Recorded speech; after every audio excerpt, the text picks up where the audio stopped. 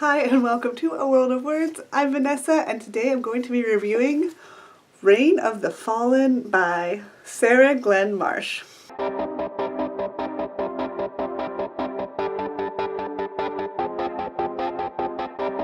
Reign of the Fallen is a new YA fantasy book that is coming out tomorrow. I received an ARC when I was at Yalfa's Book Festival and I really liked this book. I'm wearing my crown because there's a crown on the cover and that kind of vaguely has something to do with this book. I don't know, there's a king in it. I haven't worn my crown yet, so I wanted to wear it. So this book was so good. If you see me looking down, it's because my notes are on my phone. I actually wrote notes this time so it can stay semi-organized. From the blurb, I was expecting it to be pretty dark and gruesome because it mentioned something that seemed like zombies. But it wasn't. Sure, there were some creepy moments. It was really interesting and action-packed, and I loved the characters. There were so many good ones. So this book takes place in a fascinating world. I'm gonna put it down because it's like making my lighting really weird. It's a really interesting fantasy world where many different types of magic users exist. There are people who can control weather, people who can talk to animals, healers, and the ones that we focus on, the necromancers. In this world, there is another dimension of sorts called the Deadlands. And when someone dies, their spirit goes there. Necromancers have the ability to travel to the Deadlands, and they can bring people's spirits back from there and return them to their body after they've died. Now the catch is, because of course there has to be a catch. There can't just be this perfect world where people never die. Like, what kind of book would that be? It wouldn't be a very good one now, would it? Once someone has died and their spirit is returned to their body, they're still technically dead, but they can walk around and talk and everything, but they have to be shrouded in layers of fabric. If someone gets a glimpse of their dead self, they basically get turned into a flesh-eating zombie monster that has to be killed. Not good. And there's no coming back from that. But people in this world are surprisingly okay with the fact that the dead walking around could potentially turn into a monster and eat them, because hey, they don't have to say goodbye to their dead relatives. And the king just so happens to be dead, and he's been ruling the kingdom for 200 years and is like refusing to let anything change and evolve, which kind of ends up playing a role in the story later, but I'm not going to really get into that because that's really all you need to know for the premise of the book. Like I said, I really loved it. I thought it was really well written and really interesting. It had a lot of funny moments, surprisingly enough, even though it doesn't sound funny, and the characters were just really good. I really liked them. And I really liked the writing. I thought the writing was really good as well. So that's really all I'm going to say for the spoiler-free section.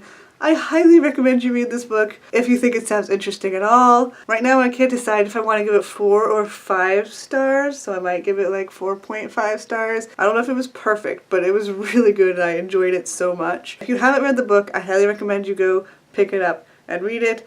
For now, I'm going to get into spoilers. Once you've read it, if you haven't already, come back and we can discuss the whole thing because there's much to be discussed. Like, it was really good. You want to discuss it.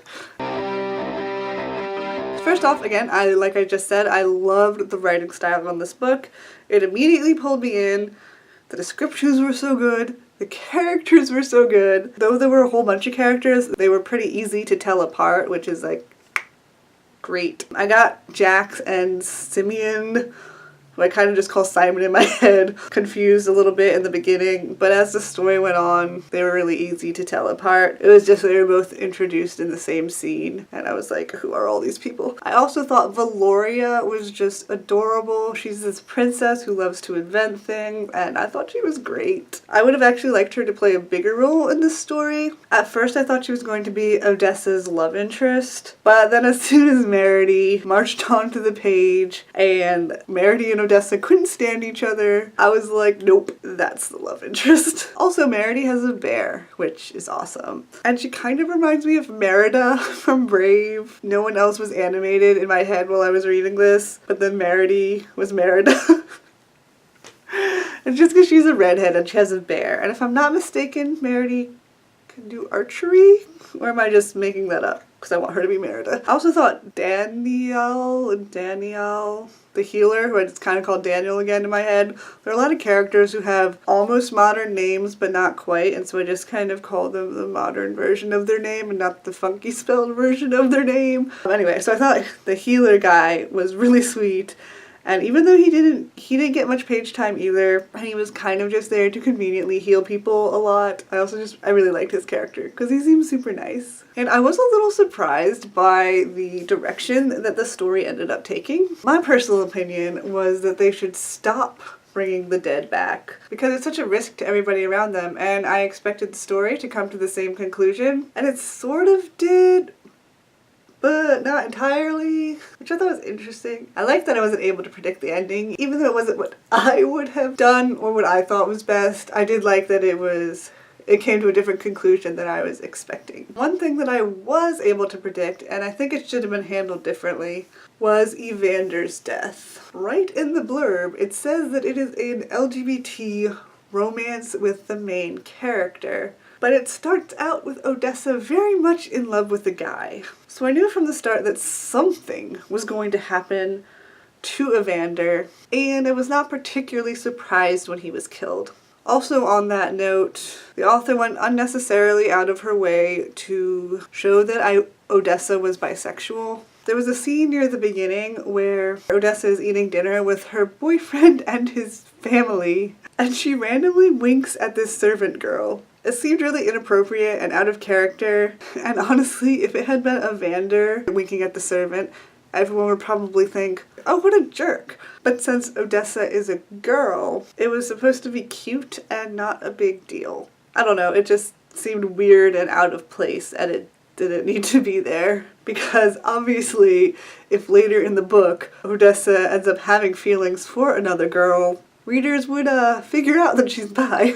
The only other thing that I didn't love about the book was the potion addiction / the grieving section. The book started out incredibly strong, and the second quarter just got bogged down by her addiction, and it went on for way too long. I know that getting over the potion was part of how she and Meredy started to connect, but it still could have been condensed. I also kind of predicted that Hadrian was going to be behind everything, just because there was no one else to suspect. Like, there should have been someone else, I think, somewhere doing something kind of shifty that we could be like, oh, it's probably that guy, and sweet Hadrian would never do anything.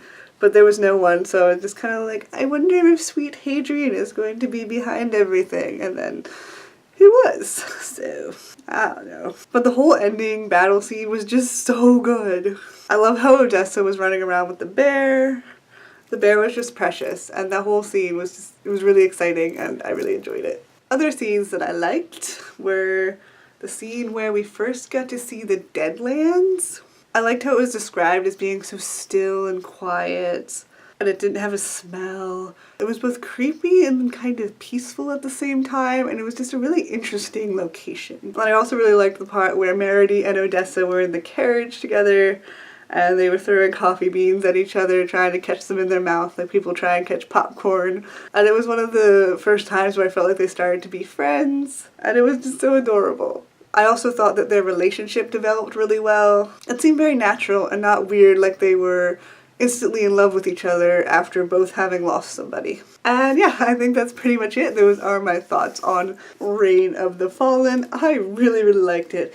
Again, I think I'm going to give it like 4 stars, 4.5 stars, just because it was so good. There was that small portion that I mentioned that did get a little bit bogged down by the addiction section in it. So that's probably the only reason why I'm going to just like knock off 1/2 star. And also the fact that the blurb kind of spoiled some stuff. I really don't like it when books do that. It was really good. I really enjoy it, and I recommend it to anybody who likes good books. So that is it for my review today. Thank you so much for watching. If you enjoyed it, please give it a thumbs up. I upload new videos on Mondays, plus the occasional surprise video, so please subscribe if you want to see more of my videos. Hit the little bell notification icon if you want to be notified every time I upload. And as always, thank you so much for watching, and have a wonderful day. Bye!